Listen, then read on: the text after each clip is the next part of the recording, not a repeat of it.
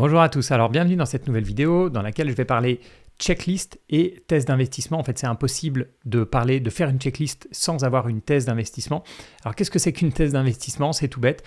C'est de décrire avec une phrase ou peut-être 2 phrases, 3 phrases, mais voilà, de manière quand même assez succincte, votre philosophie d'investissement qui mélange un petit peu en fait vos croyances, etc. Mais c'est vraiment quelque chose de très important pour déjà parler concrètement. Je vais vous dire la mienne de thèse d'investissement.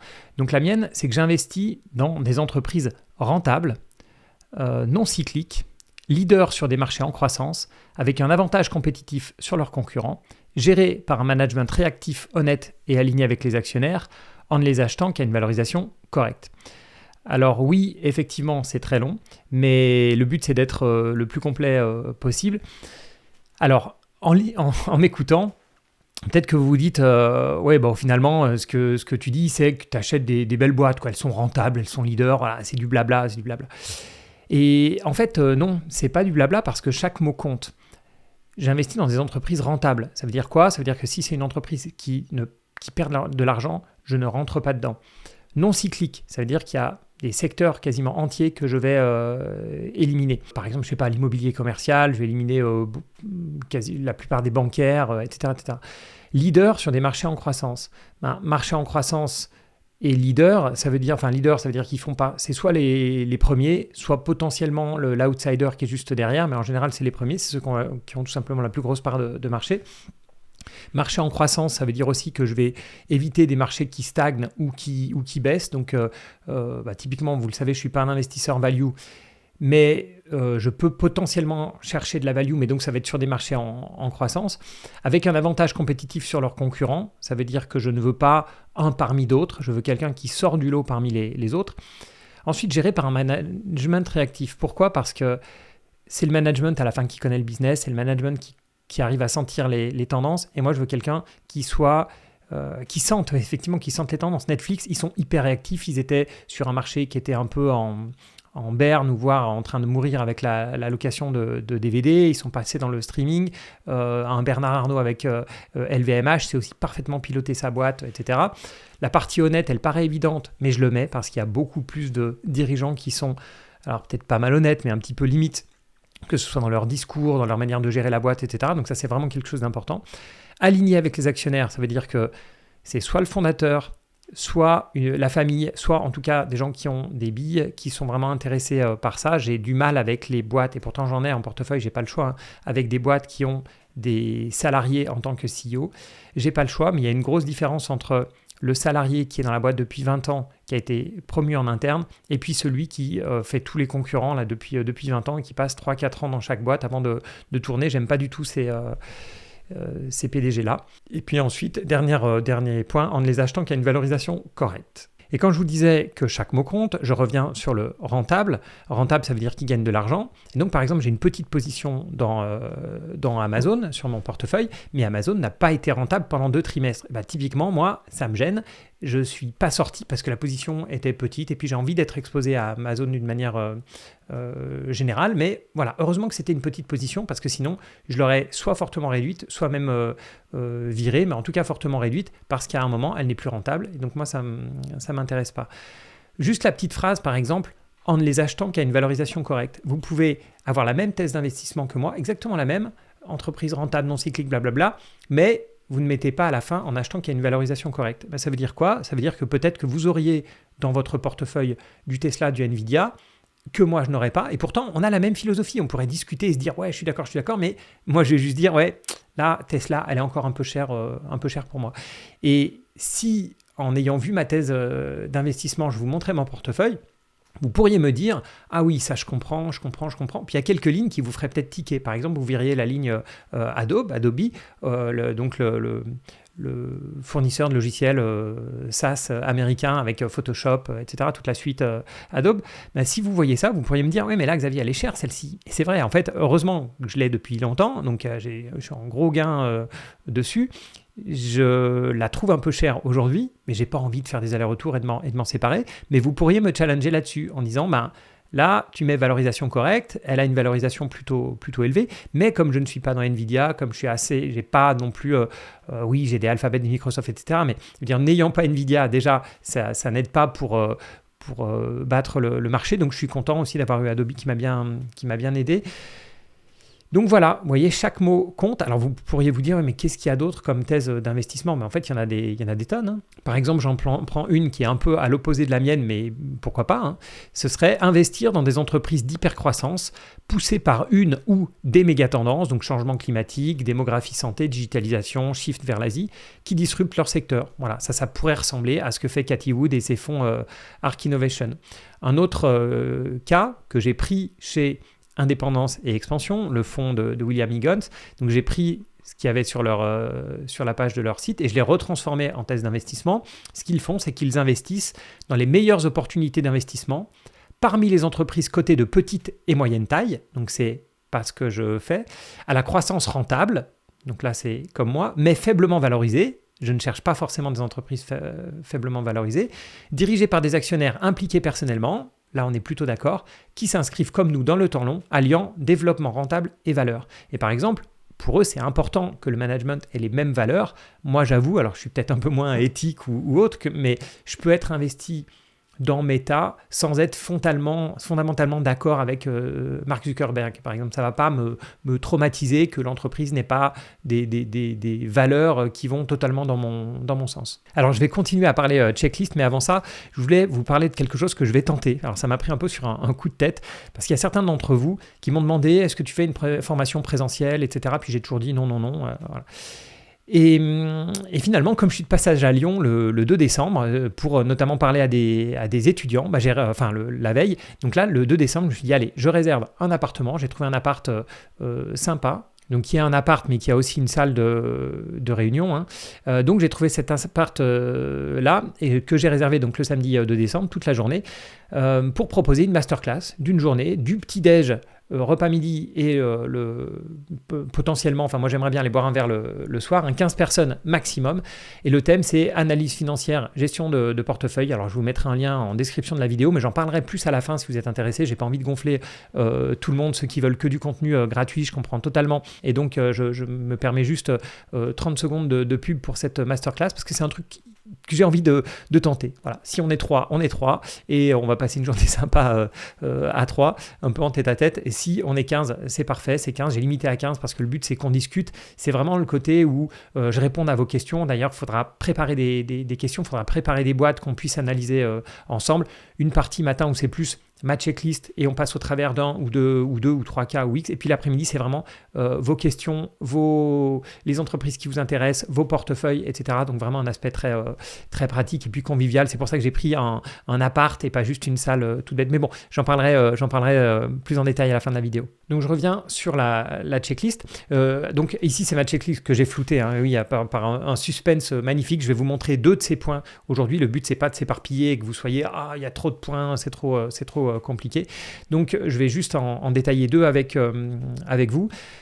Donc, retour sur la checklist. Une checklist, c'est personnel. Et il faut se méfier des checklists. J'aime pas du tout, j'ai rien contre eux, mais vous savez, sur LinkedIn, maintenant, la mode, c'est de mettre des images, là, je sais plus comment ils appellent ça, mais des trucs, un peu style cartoon avec des checklists, des trucs comme ça. Donc, régulièrement, il y a des checklists d'investissement qui ressortent. Et en général, ce que c'est que c'est une liste de ratios financiers. Voilà. La personne ne connaît même pas ce que c'est, ou certains, même s'ils connaissent, ils mettent une liste de ratios financiers, ils disent voilà ce qu'il faut faire avant d'acheter une boîte. Ou même sans des ratios financiers, il faut comprendre le business et puis il faut regarder tel truc. Le problème de ça, si vous voulez, c'est que une checklist, c'est une aide à la décision. C'est plus que juste une checklist. Et même si les ratios financiers, c'est une part assez importante quand même, c'est un petit peu la base, c'est vrai, c'est loin d'être la totalité des critères. Et le souci de ces listes de critères comme ça et de ratios, beaucoup ne sont pas présentés avec une thèse d'investissement. Et avant d'attaquer une checklist, il faut savoir ce qu'on cherche. Il ne suffit pas d'avoir une lampe de poche et de dire tu vas chercher là dans la forêt et on ne te dit pas si tu cherches des champignons ou un trésor. Il faut savoir.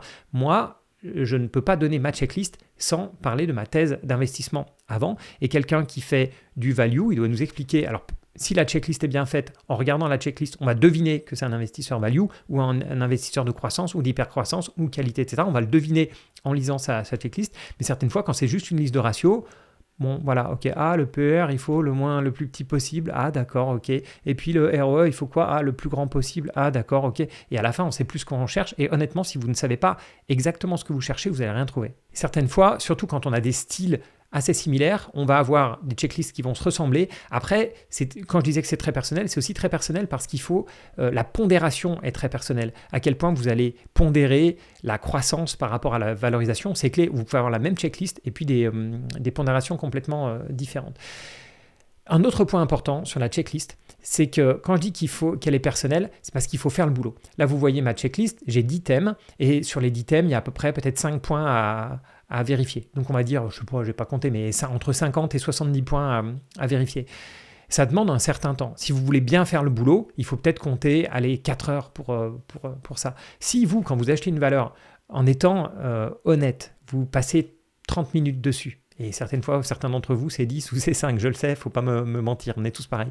Donc, si vous, à chaque fois, vous passez 30 minutes, ça ne sert à rien d'avoir beaucoup trop de points, ça ne sert à rien. Je vois des checklists parfois qui font 4 pages, qui ont 112 points, mais si vous, en étant honnête, il y a plein de points que vous n'allez pas faire, ça sert à rien. Il y a même des points que vous ne savez pas faire. Par exemple, si un des points, c'est valoriser l'entreprise avec un DCF, avec un modèle de discounted cash flow, si soit vous ne savez pas faire, soit vous savez faire, mais ça vous gonfle, ça c'est moi, soit vous savez faire et vous avez le courage de le faire, mais vous savez que c'est très imprécis comme valorisation. C'est moi aussi. Donc moi, je ne l'ai pas mis parce que je ne crois pas à ces modèles DCF, mais j'ai un autre point qui est un reverse DCF dans ma checklist.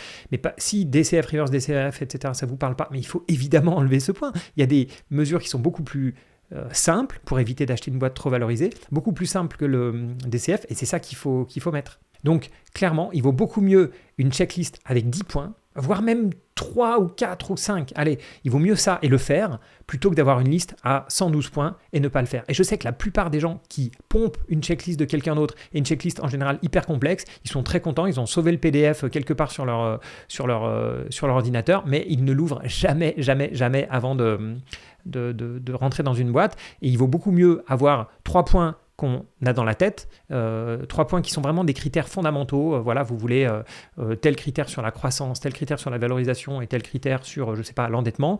Mais il vaut mieux ne pas avoir de PDF, un joli PDF qui fait 4 pages, avoir ces 3 critères-là et les garder, mais à chaque fois en tête, à chaque fois que vous avez acheté une valeur. Bon, maintenant, à quoi sert une checklist? En fait, il y a deux...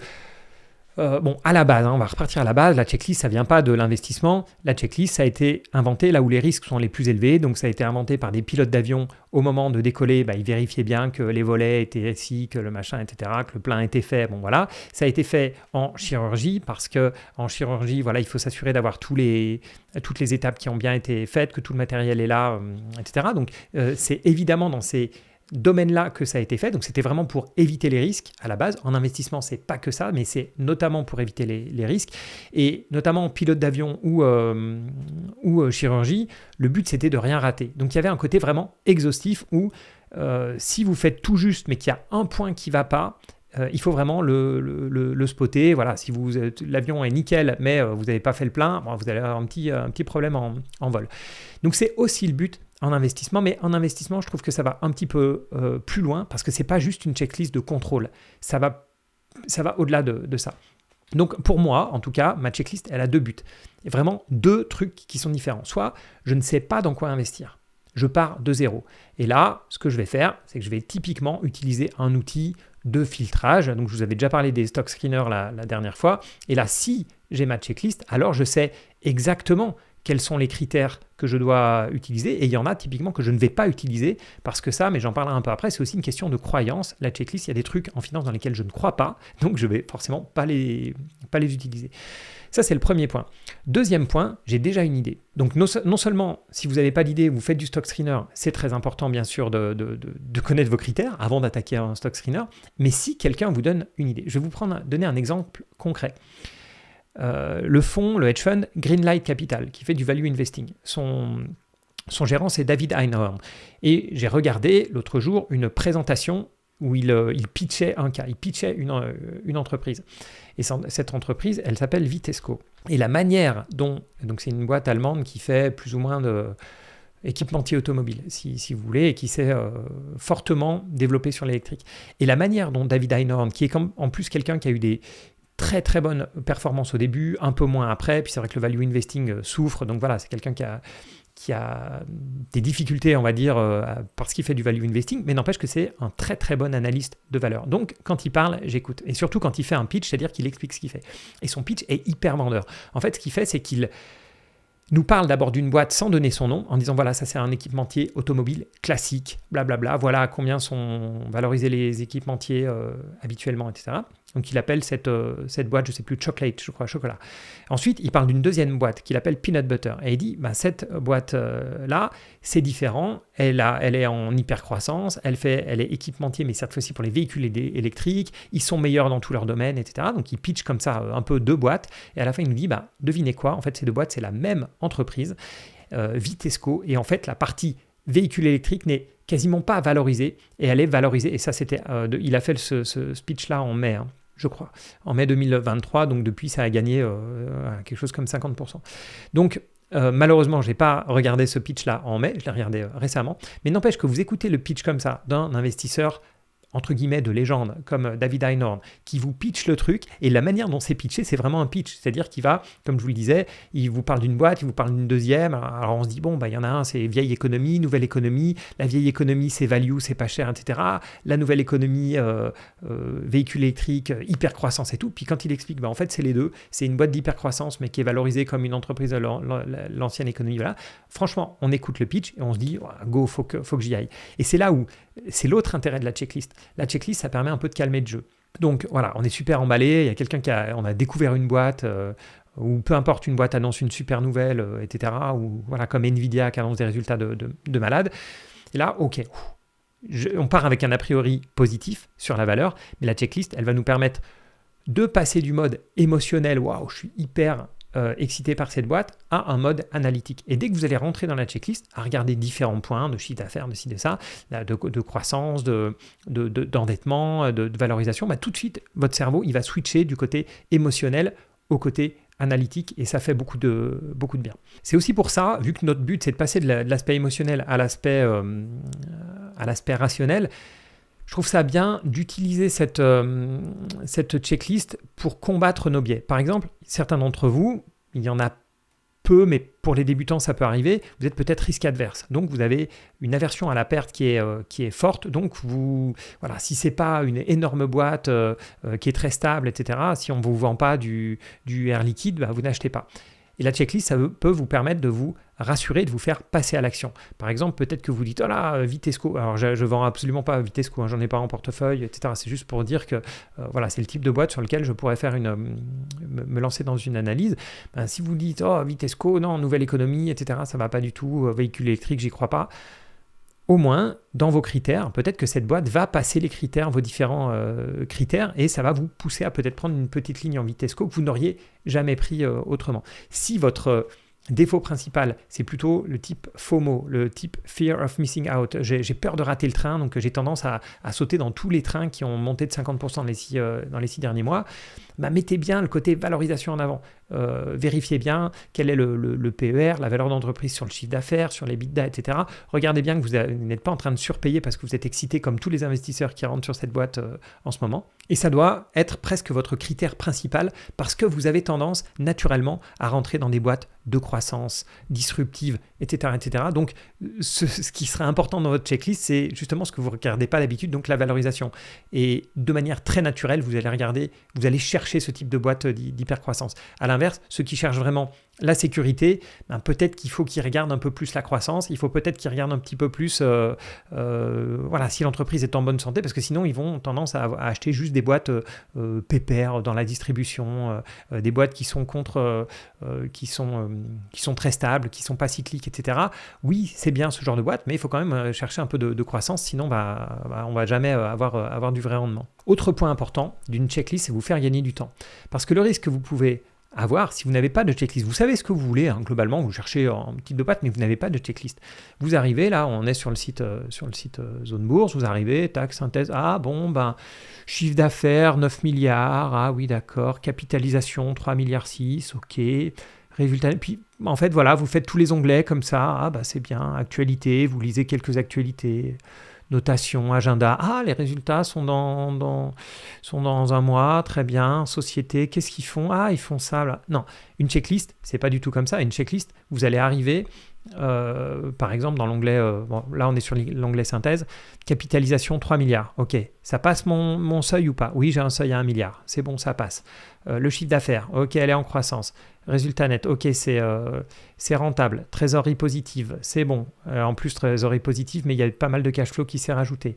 PER, est-ce que ça passe mes critères? Oui, non. Par exemple, rendement, je ne regarde pas le rendement, c'est pas dans ma checklist. Flottant, 35%. Ah, ça je tilte, j'ai envie de savoir qui est majoritaire dans la société. Tac, tac, tac. Ah oui, il y a un actionnaire majoritaire, Ina Holding, Scheffler, etc. Ça, faut que j'investigue qui c'est. Ah tiens, David Einhorn, c'est lui qui m'a pitché l'idée, pitché pas en one-to-one, hein, mais c'est lui qui a pitché l'idée. Effectivement, il a 3% du capital, il a mis 100 millions d'euros dedans, etc., etc., etc. Et il y a des choses sur lesquelles je ne vais pas perdre de temps. Je vous disais, la checklist, c'est aussi une affaire de croyance. Par exemple, moi, je ne regarde pas ce que prédisent les analystes. Ça ne m'intéresse pas. Voilà. Objectif de cours moyen à 92 €, ça ne m'intéresse pas. Que certains, il y en ait à 67 €, d'autres à 140 €. Voilà, ça, c'est pas mon truc. Après, je peux comprendre que certains utilisent notamment les révisions à la hausse ou à la baisse. Mais moi, voilà, qu'il y en ait 3 qui soient achetés et 9 à conserver, non, ça ne m'intéresse pas. Même, ça me ferait presque peur que tout le monde soit acheté parce que la seule chose qu'ils peuvent faire ensuite, c'est changer leur recommandation à accumuler ou conserver, donc baisser leur recommandation. Alors que quand il y en a 9 à conserver, je le vois plutôt comme, tiens, il y a encore pas mal de marge, ils peuvent passer à acheter et donc ça va peut-être faire un flux acheteur. Mais dans ma checklist, j'ai rien qui ne comprend des estimations d'analystes. Mais c'est pour ça que c'est personnel, c'est chacun en fonction de ses croyances et de ce qu'on cherche. Donc voilà, gagner du temps. Et l'autre aspect aussi de la checklist, c'est que, bon là on est sur zone bourse, sur les onglets finance, etc. Donc on est sur des bilans, comptes de résultats qui sont simplifiés. Mais si vous avez la bonne habitude d'aller sur un rapport annuel, par exemple, je ne sais plus, je croyais que je l'avais quelque part, voilà, le rapport annuel de Vitesco. Alors, il y en a qui... ça fait peur, on va dire. Moi, j'aime bien lire les rapports annuels, mais je comprends tout à fait que ça peut faire peur.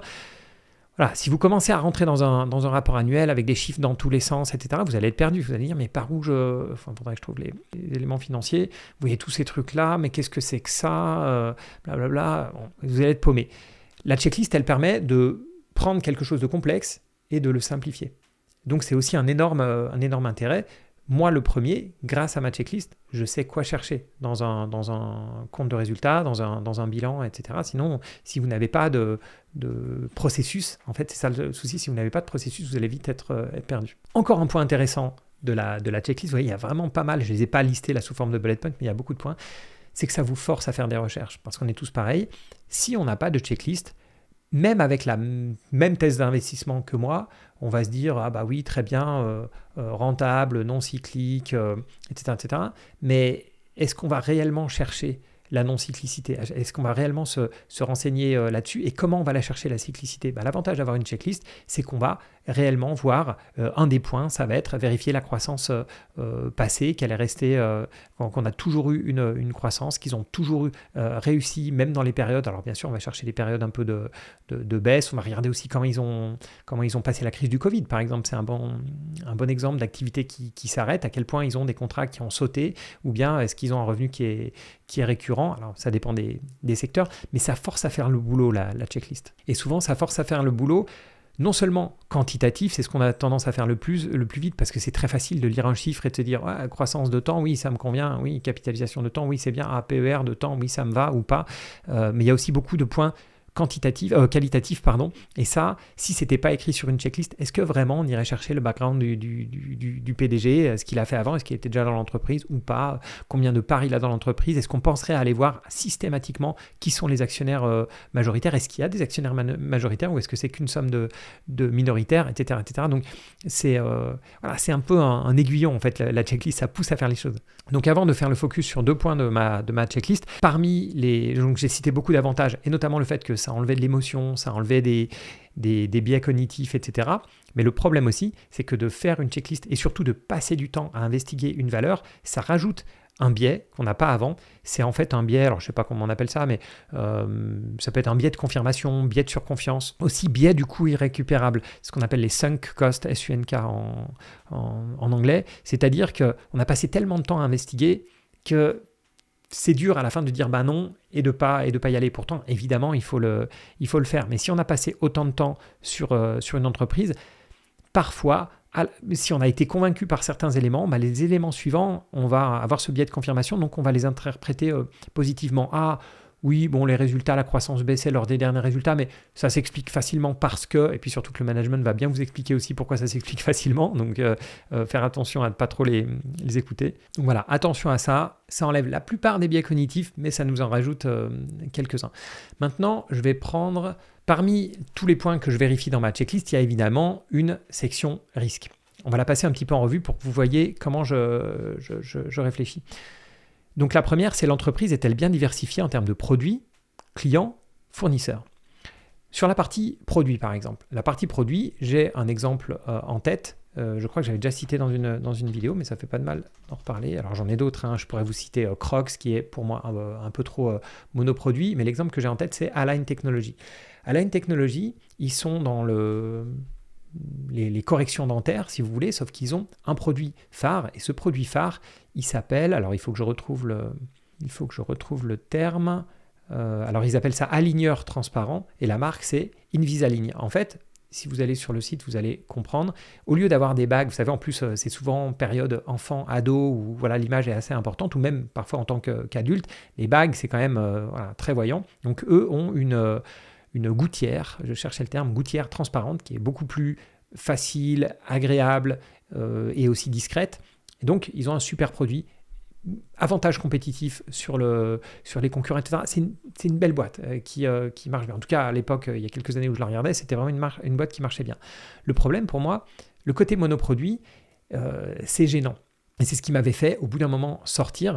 Alors, c'est pas, vous voyez, dans ma thèse d'investissement, je parle pas de monoproduit. Donc, c'est pas un no-go, si vous voulez. Vous pouvez, voilà, je pourrais investir dans Align, mais ça me fait toujours dire, j'aurais jamais une énorme ligne là-dessus, j'aurais jamais 10% de mon portefeuille là-dessus, parce qu'on sait jamais si à un moment, la FDA trouve qu'il y a un des produits dans Align qui est, je sais pas, cancérogène, blablabla, qu'est-ce qui va se passer? Il va y avoir un retrait de tout, c'est pas une partie, c'est 82% de leur chiffre d'affaires qui va être rappelé, il va falloir peut-être payer des tests aux patients, etc., leur envoyer gratuitement du nouveau matériel, s'excuser, scandale, etc.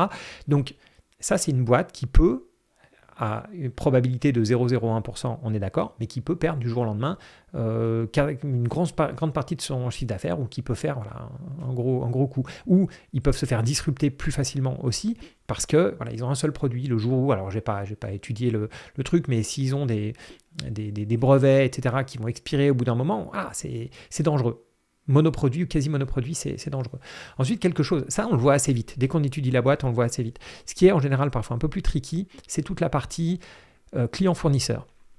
Et une boîte comme Qualcomm, par exemple, qui est une des boîtes semi-conducteurs au sens très large, qui est bien connu aux États-Unis, Qualcomm, ça a toujours été un très gros fournisseur d'Apple.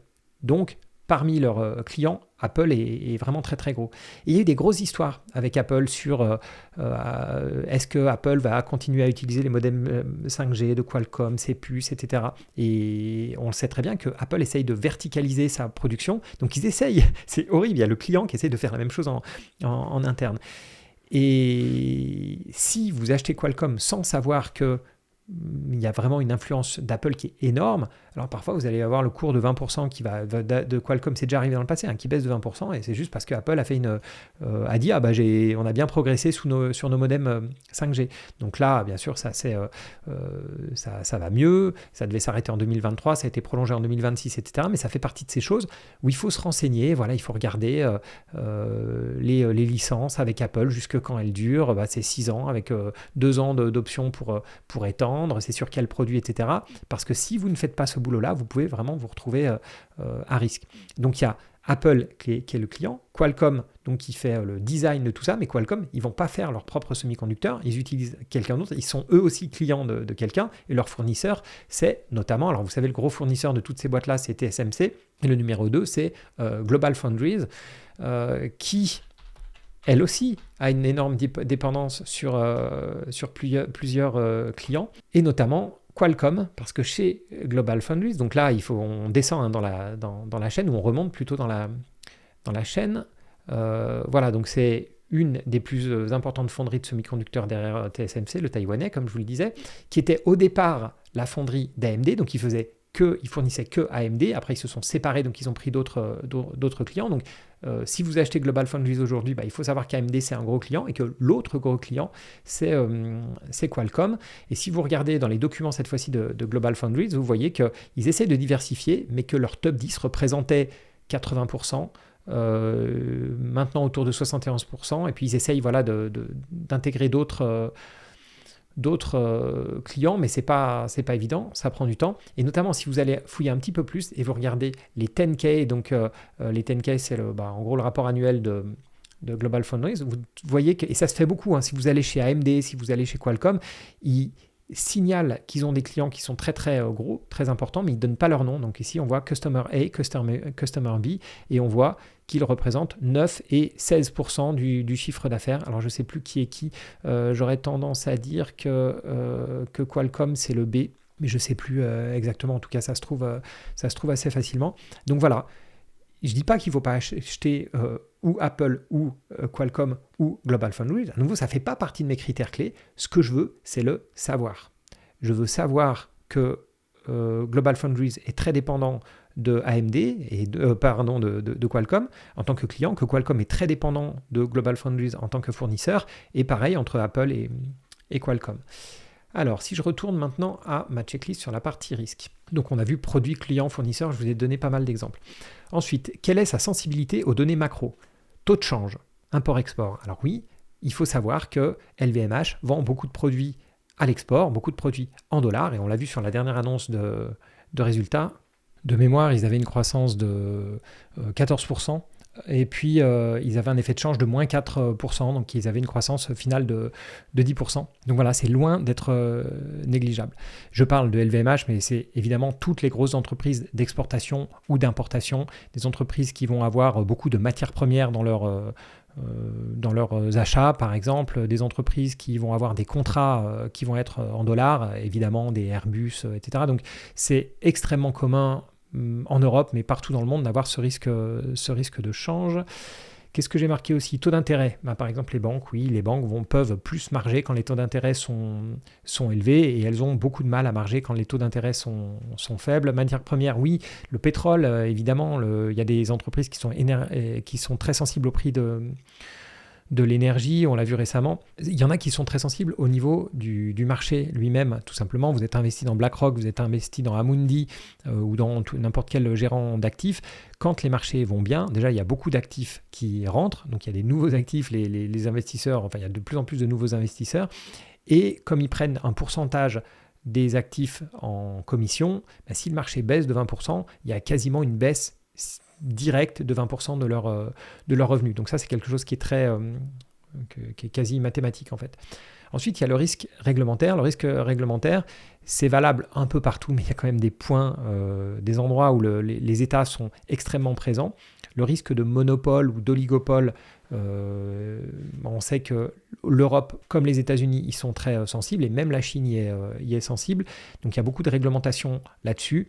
Et vous le savez, si vous êtes investi en Microsoft, en Alphabet, etc., et ils se font souvent investiguer sur des parts spécifiques de leur marché. C'est encore plus le cas dès qu'ils essayent de racheter une entreprise. Donc voilà, il faut savoir que ce risque existe, et il ne faut pas être surpris si tout d'un coup Microsoft perd un procès, comme c'est arrivé dans le passé, perd un procès et qu'ils aient à payer quelques milliards de dollars. Il y a d'autres cas, parce qu'il y a certains, je parlais de monopoles, il y a des monopoles qui sont des monopoles qui se sont créés, des monopoles de fait, si vous voulez, parce que vraiment sur Alphabet, sur la recherche, avec Google étant quasi monopole de par la qualité de leurs produits et quelques pratiques commerciales, c'est vrai, mais la FDJ, par exemple la Française des Jeux en France, elle a un monopole d'État qui lui est garanti par par l'État.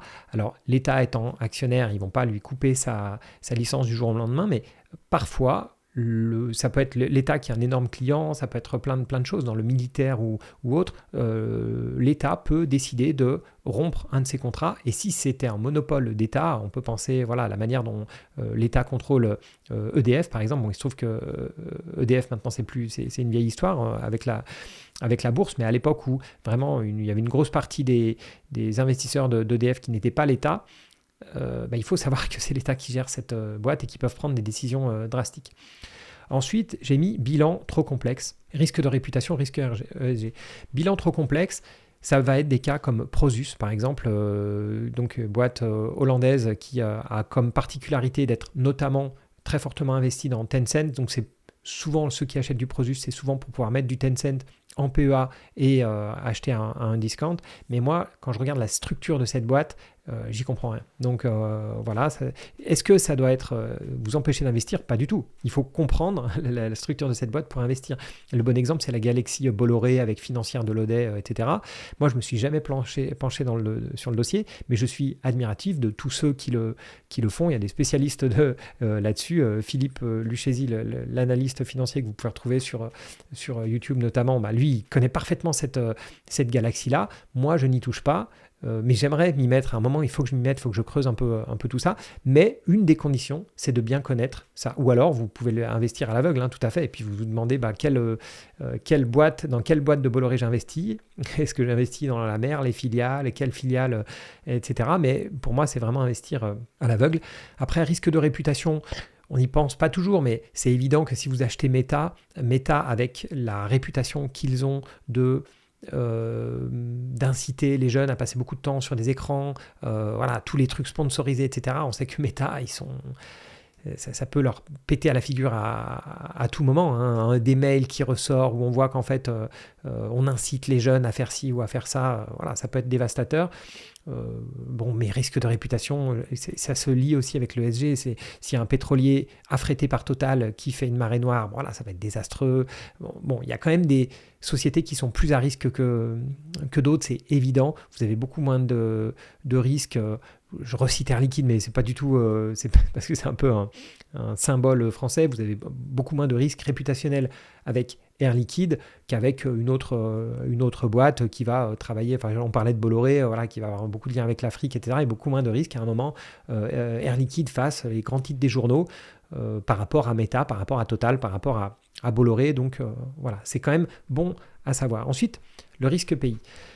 Le risque pays, j'ai mis Chine, Turquie. La Turquie, c'est quand ils sont en hyperinflation, qu'on voit en plus le dirigeant qui pousse la banque centrale à imprimer encore plus de monnaie, etc. Même si vous voyez une super boîte, assurez-vous qu'elle ait tous ses contrats en dollars, en euros, etc. avant de rentrer. Je crois que c'est Monish Pabrai justement qui avait identifié une boîte comme ça en Turquie.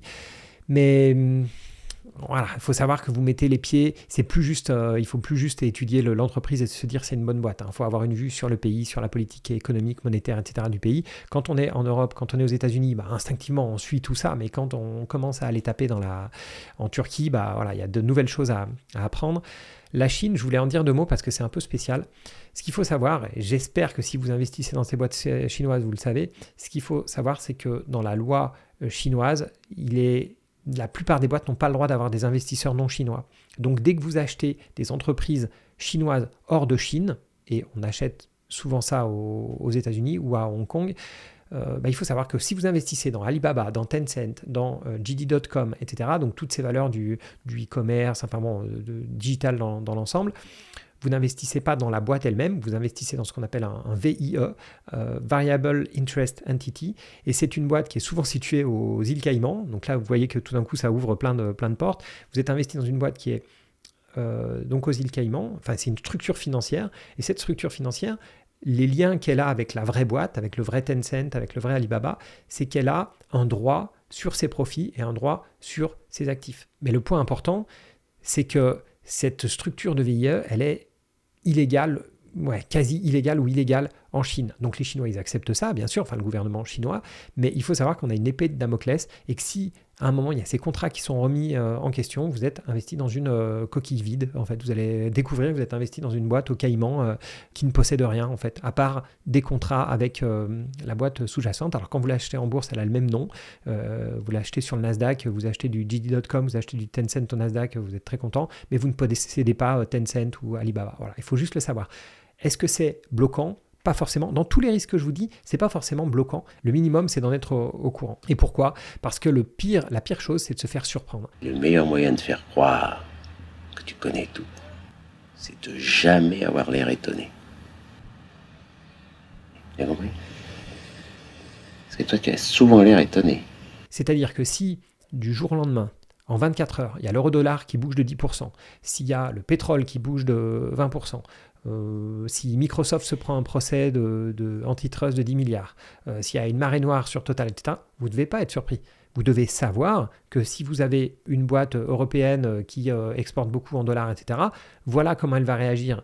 S'il y a une hausse de 10% du dollar ou s'il y a une baisse de 10% du dollar, vous ne devez pas être si surpris que ça s'il y a une marée noire quand vous êtes investi dans une pétrolière, voilà, etc., etc. Sur la Chine, si à un moment, il y a le gouvernement chinois qui dit là on va stopper, on a trop besoin d'argent en Chine, on va stopper tous ces contrats qui donnent une part des profits à des étrangers, etc. Je ne dis pas que ça va arriver, je dis que ça peut arriver. Et si vous n'êtes pas au courant, vous allez tomber les nues, vous allez dire mais moi j'ai 15% de mon portefeuille en Alibaba. Bah ouais, mais il fallait faire le boulot et c'est le but de la checklist. Et enfin, j'ai mis risque de disruption. Bah, c'est sûr que c'est nouveau parce que ça fait avant... Il y a 10 ans, on va dire, un peu plus de 10-15 ans, c'est vrai que le monde était très stable. En fait, il n'y avait pas de bouleversement. Et puis, voilà, Internet, toutes les nouvelles technologies, etc., ont permis de complètement disrupter certains secteurs. Donc, juste poser. Et les disrupteurs peuvent être disruptés. D'ailleurs, c'est souvent plus facile de disrupter un disrupteur que quelqu'un qui n'a jamais été disrupté jusqu'ici. Si quelqu'un n'a pas été disrupté jusqu'ici, c'est pour de bonnes raisons. Alors que un réseau social, par exemple, je pense à Meta. Meta, ils ont une base incroyable ils ont des réseaux de dingue avec un nombre de participants qui est plus de la moitié de la planète. Mais on sait très bien aussi que ça peut jouer des tours. Enfin, plutôt que Meta, j'aurais dû prendre Twitter. Je pense que Twitter est très fragile. Meta, c'est beaucoup moins fragile. Mais Twitter est très fragile. On voit ce qui se passe avec beaucoup de fake news, etc. sur Twitter, enfin X maintenant. Et je pense que c'est fragile. Voilà. Je pense que Twitter, ils ont un avantage compétitif qui est faible par rapport aux autres. Ils ont un écosystème qui est quasi inexistant. Enfin bon, il y a beaucoup de défauts sur ce réseau par rapport à d'autres réseaux. Donc voilà, il faut savoir que Twitter peut se faire disrupter et peut à un moment vouloir devenir payant, etc., prendre de mauvaises décisions. Et puis on a vu que Meta a essayé de les concurrencer avec Threads, là, etc. Bon, bref. Voilà, le risque de disruption, c'est juste à un moment faire un petit scénario. Et si ? Qu'est-ce qui peut faire que cette boîte, à un moment, perd 50% de ses consommateurs ? Dans la plupart des cas, il n'y a rien qui va leur faire perdre 50% des consommateurs. Pour moi, par exemple, sur Twitter, c'est quelque chose qui peut arriver. Voilà, je ne dis pas que ça va arriver, je dis que ça peut arriver. Maintenant, on va quitter les risques pour prendre une autre catégorie dont on parle assez peu dans les checklists. C'est pour ça que j'ai voulu vous en parler aujourd'hui. C'est la partie portefeuille. Ok, on a analysé la boîte, elle est bien, elle coche quasiment tout. La question que je me pose toujours, c'est est-ce qu'il y a des achats alternatifs, des concurrents par exemple, plus intéressants ? Ça ne me viendrait pas à l'idée d'analyser Visa et de me dire ouais c'est bien et de l'acheter sans avoir regardé Mastercard. Ça ne me viendrait pas à l'idée de le faire, de me précipiter sur Moody's par exemple, sans regarder Standard & Poor's, même si elles ont des business models un tout petit peu différents, d'acheter LVMH sans regarder Kering ou Hermès. Parce que là, c'est bien de faire une analyse sur une boîte, mais peut-être que la boîte que vous avez vue, elle est très bien, mais qu'il y a la boîte d'à côté qui est encore meilleure, encore plus excitante. Ensuite, quelle est la corrélation avec le portefeuille actuel ? Ajoute-t-elle de la diversification ? Par exemple, moi j'ai été historiquement, j'ai quasiment toujours eu le Mastercard et Visa, mais c'est sûr que si vous avez déjà, 5% de votre portefeuille dans Visa et que vous rajoutez Mastercard, il faut prendre en compte le fait que vous ayez Visa en portefeuille. Là, c'est un petit peu évident, mais si vous avez par exemple 2 positions dans, des semi-conducteurs et que vous analysez une 3e boîte de semi-conducteurs qui est aussi très forte, dites-vous, si vous ne l'avez pas en portefeuille, c'est probablement que les 2 autres étaient meilleurs. Si cette 3e boîte, elle est peut-être meilleure qu'une des 2 que vous avez déjà, donc pour éviter une surreprésentation du secteur. Donc voilà, posez-vous la question, est-ce que vraiment je vais mettre une 3e boîte semi-conducteur qui va rajouter du risque au portefeuille ? Et à l'inverse, si en même temps vous avez analysé une boîte d'énergie qui qui est pas mal, mais qui n'est pas aussi bien que la boîte de semi-conducteurs, et que vous avez donc, je le disais, 2 boîtes de semi-conducteurs, aucune boîte d'énergie, peut-être qu'il faut rajouter à votre portefeuille la boîte d'énergie qui va être décorrélée du reste, donc baisser le risque, là où la 3e boîte de semi-conducteurs va rajouter du risque, elle va corréler encore plus les positions entre elles. Un point que moi j'ai tendance à regarder, ça peut ne pas vous intéresser, c'est quel est le style de la valeur en ce moment. Est-ce que c'est une boîte qui est plutôt value, growth, quality, etc. En fait, ce que je veux, c'est comment le marché voit cette boîte. Est-ce que le marché pense que c'est une daube? Est-ce que le marché pense que c'est un truc de fou qui va révolutionner l'avenir? Est-ce que le marché pense que c'est une boîte pépère? Est-ce que le marché pense que c'est une boîte défensive? Moi, je peux avoir un avis différent, mais si c'est une boîte de super croissance, il faut que je sache que les prochains résultats de croissance doivent être bons, sinon elle va décevoir, etc. Donc, c'est pas un critère d'investissement, c'est comment est-ce que le marché perçoit et moi, à quoi je dois être attentif pour le futur. Ensuite, quel est le meilleur support? Compte titre ordinaire, PEA, assurance vie, etc. Ça va être typiquement, si j'achète une boîte d'un côté, boîte tranquille, fonds de portefeuille pour les 10 prochaines années, et que mon assurance vie me permet de faire des titres en direct, ce que je vous conseille, et que la boîte est disponible dans votre assurance vie, je vais l'acheter au travers de l'assurance vie, et je vais la laisser dormir là. Si à l'inverse, ce que je joue, c'est une recovery, et potentiellement la revendre dans 2-3 mois, je ne vais pas m'embêter à le faire sur l'assurance vie. En plus, je ne sais pas vraiment, je mets un ordre, mais je ne sais pas à quel prix il va être exécuté, etc. Ça manque de réactivité. C'est plus compliqué en plus de se connecter, alors que c'est beaucoup plus facile de se connecter sur mon CTO, par exemple. Donc voilà, je vais peut-être la mettre plus facilement dans le CTO. Ensuite, et c'est un petit peu lié, quelle est la meilleure classe? Vous savez, des fois, vous avez des classes A, classe B, etc. La meilleure place de marché, la devise. Par exemple, si je prends Novo Nordisk, donc, qui est la nouvelle star européenne, Novo Nordisk, elle est disponible sur son marché initial, si vous voulez, donc côté en danoise, sur la place danoise. Vous la retrouvez aussi en Allemagne, côté en euros. Vous allez la retrouver aussi aux États-Unis, côté en dollars. Donc voilà, ça vous permet, en fonction de ce que vous voulez faire et notamment de votre enveloppe d'investissement, d'acheter celle qui vous convient le plus. Et lié à ça, il y a la liquidité. Toutes ces boîtes-là n'auront pas la même liquidité. En fonction de la liquidité, ça peut jouer aussi sur la taille que vous voulez mettre. En fonction, si le spread est très très large, si il y a 1% si c'est une valeur, une small cap par exemple, qui s'achète à 30, qui a du bid à 30 et du ask à 31, ça veut dire qu'il y a 3% de spread, c'est énorme, donc on ne va pas passer l'ordre de la même manière, etc., etc. Donc voilà, sur ces 2 exemples, un risque et portefeuille sur ma checklist, voilà aussi sur ma thèse d'investissement. Donc je vous conseille vraiment de faire une thèse d'investissement déjà, et puis d'avoir, même si ce n'est pas sous forme de checklist, d'avoir au moins quelques critères pour surtout allumer quelques alarmes, notamment sur la valorisation, vérifier des choses. Et c'est pour ça qu'il faut que ce soit presque un peu écrit dans le marbre, c'est-à-dire avant de passer un ordre, mettez-vous, je sais pas, un post-it, un truc qui fait qu'il faudrait presque une pop-up quand vous achetez sur votre mobile une nouvelle valeur qui vous dit est-ce que tu as bien vérifié ça. Je pense que 5 points, c'est un peu un minimum. Alors comme je vous avais parlé de ma masterclass tout à l'heure, donc là, si ça vous intéresse pas du tout, vous pouvez raccrocher et aller faire votre sport ou ce que vous voulez. Pour ceux que ça peut potentiellement intéresser, donc ça va consister, comme je vous le disais, en une journée complète. Ça va démarrer à 8h30, petit-déj, on discute, on apprend à se connaître. Le matin, c'est plutôt moi qui vais parler et répondre à vos questions. On va passer au travers du bilan, de compte de résultats, flux de trésorerie, le rôle des analystes financiers.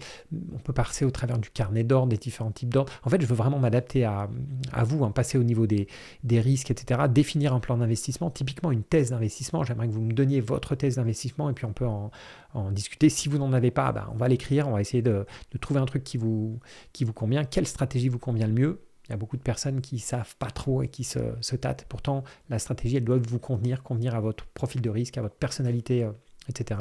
Et puis, donc, on en a vu un petit bout ce matin, mais je parlerai de ma checklist d'investissement avec un cas concret. Dans l'après-midi, pour moi, c'est vraiment plus de la pratique. Répondre à vos questions, vraiment les plus stupides, parce que parfois, les questions les plus stupides, même souvent, en fait, elles nous amènent à des problèmes de base, aux vrais problèmes, plutôt que le petit détail sur un produit un peu technique ou un truc comme ça. Donc, vraiment les questions les plus basiques jusqu'aux plus complexes. On va parler de cas pratiques, idéalement proposés par vous. Donc, soit pour ceux qui veulent, on peut parler de 2-3 positions dans votre portefeuille, une boîte que vous voulez acheter. Et puis, bien sûr, je donnerai mon avis, mais on sera tous là à réfléchir ensemble. Ça va être sympa d'être 15 investisseurs à réfléchir en même temps. Voilà. Et ceux qui sont volontaires pour montrer leur portefeuille, sans les montants, c'est pas important, mais juste voilà, qu'on puisse dire, discuter ensemble de ce qui pourrait être fait et comme ça se challenger un peu. Voilà, et puis je le disais, ce sera à Lyon, ma ville d'origine. Moi, je suis plutôt du côté de Bordeaux. Donc, Lyon, pour cette fois-ci, c'est un test. Je vais voir s'il y a un intérêt ou non. S'il y a de l'intérêt, je ferai probablement ça à Bordeaux, parce que je suis plutôt du côté de Bordeaux aujourd'hui, et potentiellement, mais ça encore rien de prévu, du côté de Paris. Voilà, donc j'essaye, je tente le coup, je vois si ça intéresse ou non. Si ça intéresse pas, c'est pas grave, je laisserai tomber, mais ça me plaît vraiment en fait ce côté présentiel. Moi, je fais beaucoup de trucs en ligne, hein, mais honnêtement, c'est pas à la base, c'est pas mon truc. Moi, je préfère discuter avec les gens, c'est vraiment là où je prends le plus de plaisir. Voilà, donc n'hésitez pas à aller voir dans le lien en description pour réserver si c'est quelque chose qui peut vous intéresser. Voilà, bon merci à tous et à bientôt.